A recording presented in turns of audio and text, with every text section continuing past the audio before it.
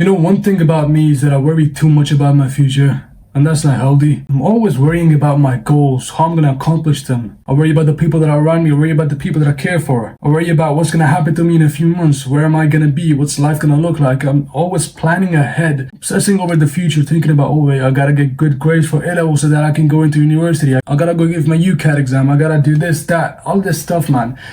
And it gets overwhelming and it causes me anxiety. It causes me to lose focus of the task at hand. A few days ago, I was watching this podcast while I was working out, and this podcast is a Pakistani podcast. It's in Urdu, right? And the guy was basically saying, जितना तुम ये future में एक चीज की परवाह करते हो, उतना ही परवाह अगर तुमने अल्लाह से मिलने की होती, तुम्हारी जिंदगी का रिजल्ट ही कुछ और होता. Which basically means that, the amount of worry that you have over getting this one thing in the future, you don't even know whether you're going to live or not. He said, you don't even know if you're going to be alive tomorrow or not. You're so obsessed over this one thing that's not in your control. If you put the same amount of worry into, thinking about the time that you're going to meet Allah, then your life would have been completely different. And this got me really thinking, man. It made me conscious of the daily decisions that I make. It gave me a reality check. It got me thinking, yeah, I'm obsessing so much over this one future instance. What have I prepared for the akhirah? My grandmother just passed away this morning a couple hours ago, and that just reminded me that, bro, that could be me or you.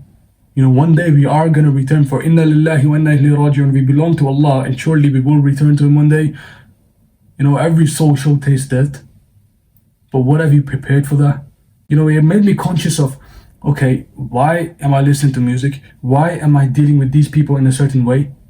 I'm obsessed over this one thing that I'm going to get. Why am I now obsessed over treating people in a better way? Why am I now obsessed over the salah and praying more, praying at the right time and all of this stuff? This is what I'm going to do. And this is what I want you to do as well. This is the actionable step. This is the mind frame that you must have.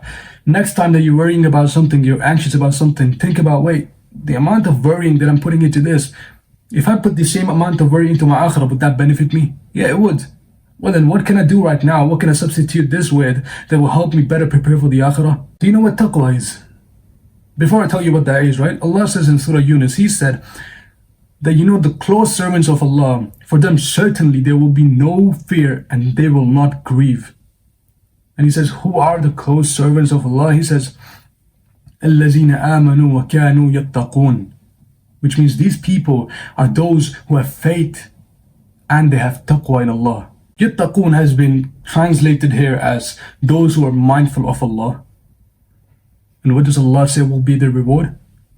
لَهُمُ الْبُشْرَى فِي الْحَيَاةِ الدُّنْيَا وَفِي الْآخِرَةِ. For them there will be glad tidings in this life, in the life of this world, and in the hereafter. So for a man of taqwa, you get the best of both worlds. Now what is taqwa? Taqwa means that you act in obedience to Allah by doing the things that He has allowed you to do and staying away from haram, the things that He has prohibited. It is that you are hopeful of His reward, and fearful of His punishment. And it is also that you leave disobedience to Him through the things which He has deemed prohibited, which He has deemed haram, unlawful. This is taqwa, because this means that, you stop yourself from incurring Allah's anger and punishment upon you in this world and in the hereafter. Allah's punishment on you, which may be in the form of you living a miserable life, you being unhappy, you never being content, never being fulfilled, having bad relationships, not getting the things that you want in this world and in the hereafter. The reason you're going to face that punishment in this world as a certainty is because the direct opposite is true. Allah says it Himself. He says, for the people of taqwa, there were glad tidings in this world and the hereafter. Which means there's punishment in this world and the hereafter. So the choice is yours, bro. Are you going to still obsess over this one thing in the future, or instead you're going to sit down and say, wait, the amount of stress and worry and concern that I'm putting into this one thing, if I put the same into worrying about the akhirah, will I still be living the same life? No, your life would be much better. And glad tidings in this dunya. Now that could mean multiple things. That could literally mean you get the thing that you want, and even if you don't get what you want, you're still guaranteeing with taqwa, that you get whatever's best for you. So you get the best of both worlds. You get what you want in this dunya.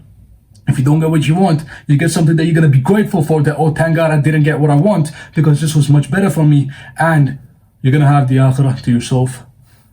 The choice is yours, man. Choose wisely and just keep this mind frame. Keep it in front of you every single time you think about something. Write it down on a piece of paper, hang it in front of you on the wall.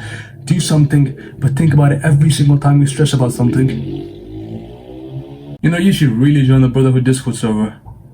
You know, there's gonna be people there that you can ask for one-on-one advice and they'll help you for free. They might literally have the solution to the problem that you're currently facing because they might have more experience than you. You know, a brother of ours literally converted to Islam through the Brotherhood Discord server. So of course there's value there. Go ahead, click on the first link in the description. I'll see you there. And listen, have taqwa and have tawakkul. Try your best, make dua, and leave the rest to Allah. And like I've said previously, take care of your iman and Allah will take care of you. Take care, man. Ma'asalam.